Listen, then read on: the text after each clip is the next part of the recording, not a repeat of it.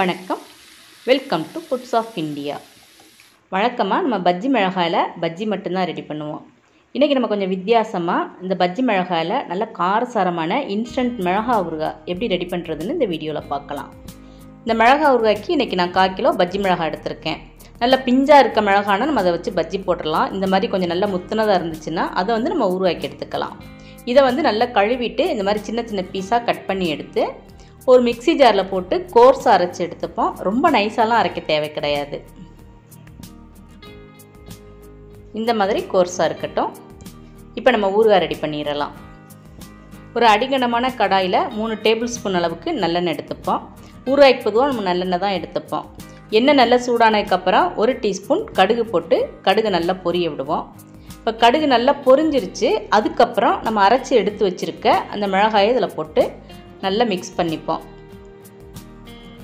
ஒரு 2 நிமிஷம் எண்ணெயில் நல்லா அதை வதக்கி எடுத்துக்கலாம்.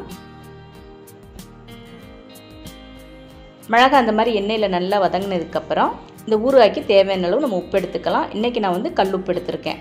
பொதுவாக ஊறுகாய்க்கு கல்லுப்பு போட்டோம்னா தான் நல்லது. இது கூட 1/2 டீஸ்பூன் மஞ்சள் தூள் போட்டு நல்லா மிக்ஸ் பண்ணிப்போம். வழக்கமாக வருஷ கணக்கில் வச்சுருக்க ஊறுகாய்னா நம்ம உப்பு கொஞ்சம் தூக்கலாக போட்டுப்போம். ஆனால் இந்த இன்ஸ்டன்ட் ஊறுகாய்க்கு உப்பு சாதாரண ஒரு சட்னிக்கு எவ்வளோ போடுவோமோ அதை விட 1 டீஸ்பூன் அளவுக்கு கூட போட்டுட்டா போதும். இப்போ ஊறுகாய்க்கு தேவையான புளிக்கரைசல் நம்ம ரெடி பண்ணிப்போம். ஒரு பெரிய நெல்லிக்காய் எந்த சைஸ் இருக்குமோ அந்தளவுக்கு நம்ம புளியை எடுத்து தண்ணியில் நல்லா கரைச்சி அந்த புளித்தண்ணியை இதில் விட்டுக்கலாம். நல்ல காரசாரமான பச்சை மிளகானா ஒரு பெரிய எலுமிச்சை அளவு நம்ம புளி எடுத்துக்கலாம். இதுக்கு இந்தளவு புளியே கரெக்டாக இருக்கும். புளியோட பச்சை வாசம் போகிற வரைக்கும் இதை கொதிக்க விடணும். ஒரு 2 நிமிஷம் நல்லா கொதிக்க விடுவோம். அதுக்கப்புறம் தேவையான அளவு ஊறுகாய் பொடி போட்டுக்கணும். இன்றைக்கி நான் 3 டேபிள் ஸ்பூன் அளவுக்கு ஊறுகாய் பொடி போட்டிருக்கேன். ஊறுகாய் பொடி எப்படி ரெடி பண்ணுறதுன்னு நம்ம ஏற்கனவே வீடியோ அப்லோட் பண்ணியிருக்கோம். கீழே டிஸ்கிரிப்ஷனில் அதனோட லிங்க் இருக்குது. இப்போ இது கூட 1 டீஸ்பூன் அளவுக்கு வெல்லம் போட்டுப்போம். வெல்லம் போட்டு நல்லா கொதித்து நல்லா எண்ணெய் இந்த மாதிரி பிரிஞ்சு வரும். இந்த டைம் நம்ம அடுப்பை ஆஃப் பண்ணிடலாம். இப்போ மிதமான காரத்தில் நம்மளோட இன்ஸ்டன்ட் பஜ்ஜி மிளகாய் ஊறுகாய் ரெடியாக இருக்குது. இதை நம்ம ஃப்ரிட்ஜில் ஸ்டோர் பண்ணி வச்சிட்டோம்னா குறைஞ்சது 3 மாதத்துலேருந்து 4 மாதம் வரைக்கும் நம்ம வச்சு யூஸ் பண்ணிக்கலாம்.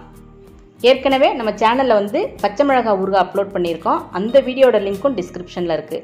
அந்த ஊறுகாயை நம்ம தயிர் சாத்துக்கு மட்டும்தான் எடுத்துக்க முடியும். ஏன்னா ரொம்ப காரமாக இருக்கும். ஆனால் இந்த பஜ்ஜி மிளகாய் ஊறுகாய் அந்தளவுக்கு காரம் இருக்காது.